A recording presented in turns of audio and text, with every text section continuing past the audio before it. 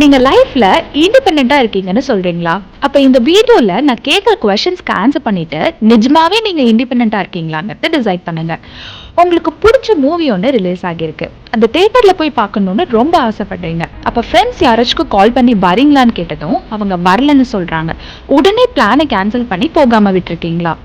அதே மாதிரி இன்னொரு நாள் உங்களுக்கு ரொம்ப பிடிச்ச ஒரு ஃபுட்டை உங்களோட ஃபேவரட் ரெஸ்டாரண்ட்ல போய் சாப்பிடணும்னு ரொம்ப டெம்ப்டா இருக்கு. அப்ப ஃப்ரெண்ட்ஸ் ஃபேமிலி மெம்பர்ஸ் கிட்ட கேக்குறீங்க, அவங்க வர முடியல அப்படின்னதையும் நீங்க அங்க போகாம உங்களோட ஏதாச்சும் ஒரு ஃபுட்டை வீட்லயே சாப்பிட்டுருக்கீங்களா? உங்களுக்கு ரொம்ப பிடிச்ச விஷயத்த பண்ணணும்னு தோணிட்டே இருக்கப்போ அதை யாராச்சும் கிட்ட சொல்லும் போது அவங்க அதை பத்தி சின்னதா ஒரு நெகட்டிவ் சொன்னதும் அந்த விஷயத்த பண்ணாம விட்டுருக்கீங்களா? எஸ், நம்ம நிறைய பேர் இது எல்லாத்துக்கும் எஸ்னு தான் ஆன்சர் பண்ணியிருப்போம். இப்ப சொல்லுங்க, do you really think you are independent? Truth is no.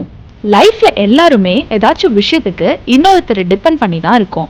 But make sure நமக்கு பிடிச்ச விஷயத்த, சந்தோஷத்தை இன்னொருத்தர்னால சாக்ரிஃபைஸ் பண்ணாதீங்க. தனியா மூவி போங்க, டின்னர் போங்க, டெம்பிள் போங்க, பிடிச்ச விஷயத்த தனியாவே பண்ணுங்க, தப்பே இல்லை. ஒரு விஷயத்த இன்னொருத்தவங்களை டிபெண்ட் பண்ணி பண்ணாம விடுறதுக்கு நம்ம தனியா பண்ணுனா அதுல கிடைக்கிற சந்தோஷம் அதை விட பெருசா இருக்கும். பிலீவ் பண்ண, you will enjoy your own company.